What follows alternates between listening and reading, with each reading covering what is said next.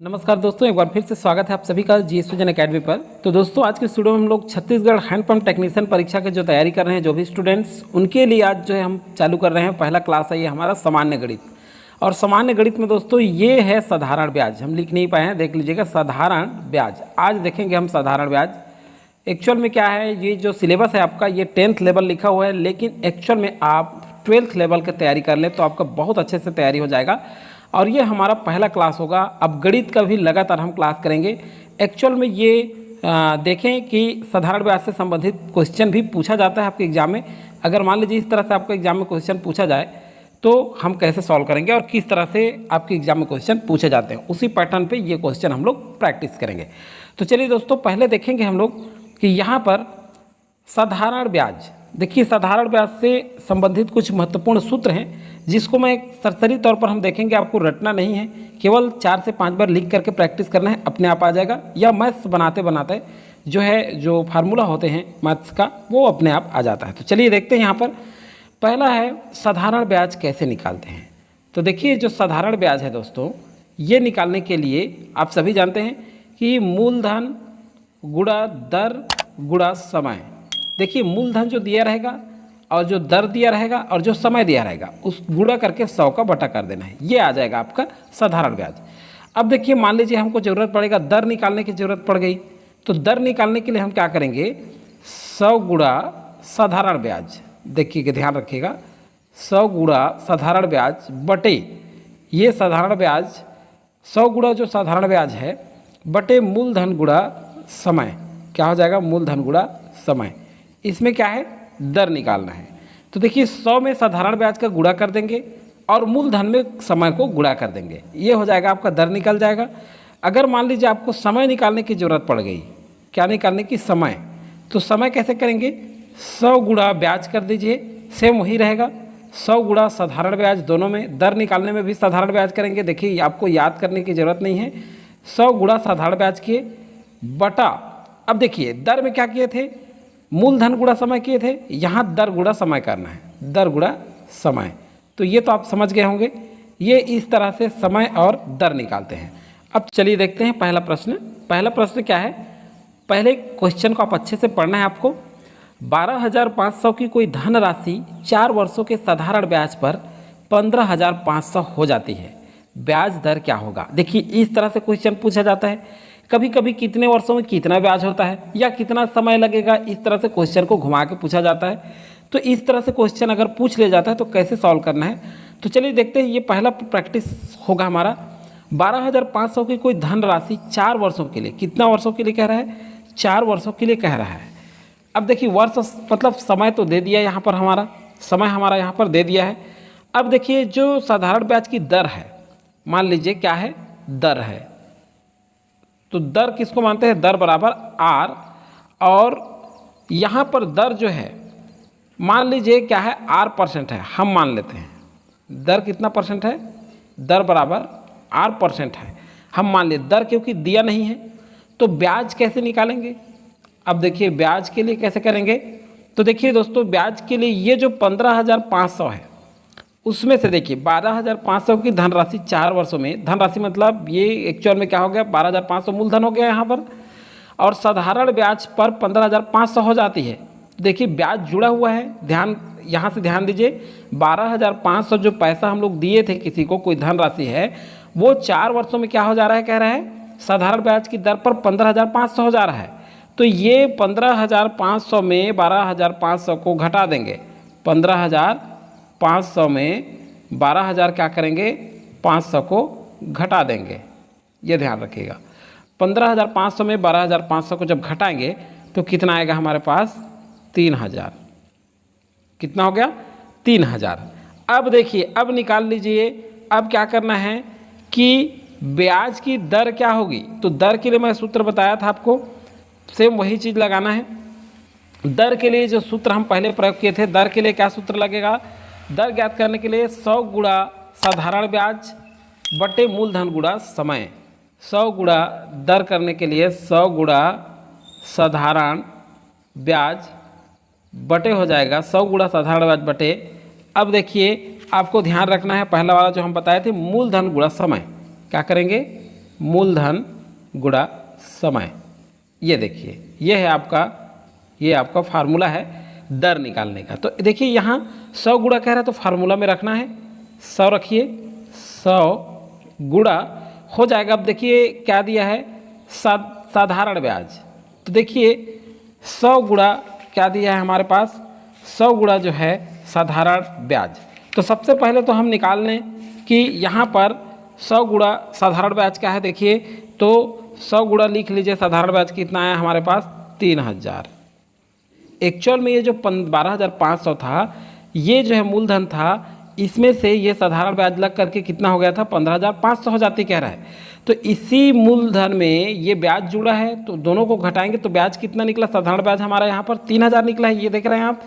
तो अब देखिए फार्मूला में 100 गुणा साधारण ब्याज कह रहा है, यहाँ पे ये क्या है साधारण ब्याज। तो साधारण ब्याज लिख लिए, उसके बाद जो है आर निकाल रहे हैं, ध्यान रखिएगा क्या निकाल रहे हैं, आर बटा।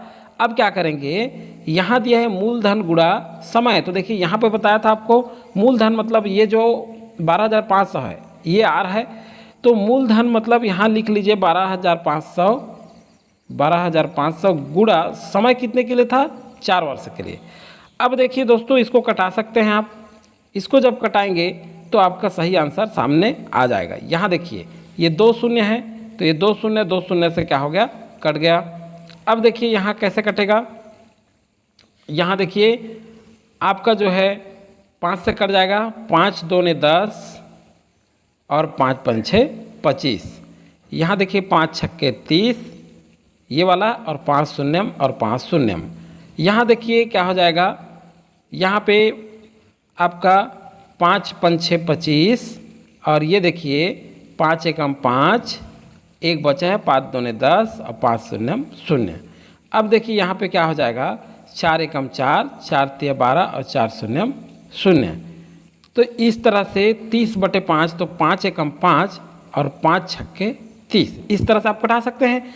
तो टोटल आपका जो परसेंट आया वो 6% आया। कितना आया, 6%।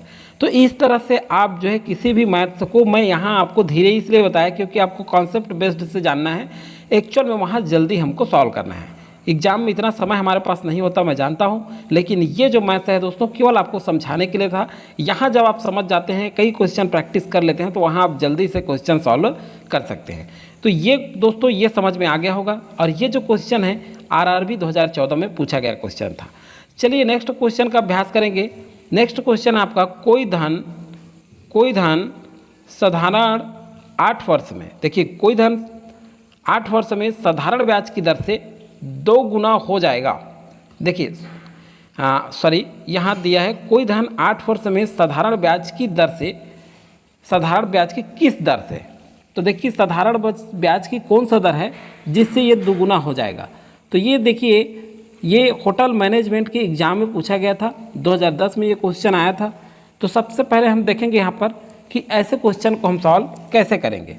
तो देखिए इस क्वेश्चन को सॉल्व करने के लिए हमारे पास देखिए बहुत सारे आप तरीका अपना सकते हैं। तो सबसे पहले हम देखेंगे यहाँ पर कि ऐसे क्वेश्चन अगर आपसे एग्जाम में पूछ लिया जाए तो आप क्वेश्चन कैसे सॉल्व करेंगे।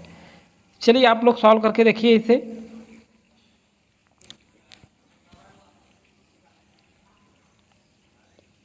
तो देखिए क्या कह रहा है, कोई धन कह रहा है, ध्यान रखिएगा क्या कह रहा है, कोई धन 8 वर्ष में साधारण ब्याज की किस दर से 2 गुना हो जाएगा। ये क्वेश्चन बहुत ज़्यादा पूछा जाता है। मैं देखा बहुत सारे एग्जाम में आप देखेंगे तो इसी टाइप का क्वेश्चन बहुत ज़्यादा पूछा जाता है। तो देखिए माना कोई धन कह रहा है, मतलब कोई भी धन हमारे पास नहीं है, तो माना जो है हम मान लेते हैं मूलधन। क्या मान लेते हैं, मूलधन। मूलधन को मान लेते हैं यहाँ पर x रुपये। मूलधन क्या मान लेते हैं हम लोग, x रुपये, x रुपये मान लिए। अब मिश्र धन मान लेते हैं, मिश्र धन हम मान लेते हैं, क्या हो जाएगा मिश्र धन। देखिए मूलधन x रुपये है तो मिश्र क्या हो जाएगा 2x रुपये हो जाएगा। क्या हो जाएगा 2x रुपये। अब देखिए मूलधन क्या है, 1 से तो साधारण ब्याज 1 और समय 8 वर्ष। मूलधन जब x है तो ये साधारण ब्याज भी क्या हो जाएगा, लिख लीजिएगा x हो जाएगा। क्या हो जाएगा, x हो जाएगा। अब चलिए देखते हैं समय कितना दिया है, यहाँ पे अलग से नहीं लिख रहा हूँ, समझिएगा 8 वर्ष। ये देख रहे हैं जो भी समय लिखता है 8 वर्ष वो समय है। अब देखिए क्या करेंगे, दर निकालना है आपको। क्या निकालना है? दर। दर मतलब आर निकालना है। तो आर के लिए आपको फार्मूला हम क्या चर्चा किए थे? दर निकालने के लिए दोस्तों अभी 100 गुणा साधारण ब्याज बटे मूलधन गुणा समय। तो देखिए 100 गुणा साधारण ब्याज और मूलधन गुणा समय, ये तो आप देख सकते हैं। अब इसी फार्मूला पे हमको क्या करना है, ये जो क्वेश्चन कह रहे हैं उसके हिसाब से फार्मूला पर रख देना है, अपने आप आंसर आ जाएगा। अब चलिए देखते हैं, 100 कह रहे हैं तो 100 गुणा, अब देखिए क्या दिया है साधारण ब्याज, तो साधारण ब्याज हम क्या माने थे यहाँ पे देखिए x है, तो 100 गुणा x बटे, अब क्या करेंगे हम लोग मूलधन गुणा समय। तो मूलधन क्या माने थे? x माने थे, ये यहाँ से है देख सकते हैं आप, ये मूलधन है, मूलधन x है, उसके बाद गुणा समय कितना दिया है? 8 दिया है। अब देखिए दोस्तों सीधा सीधा आंसर आपका दिख रहा है, सीधा सीधा आंसर आ रहा है।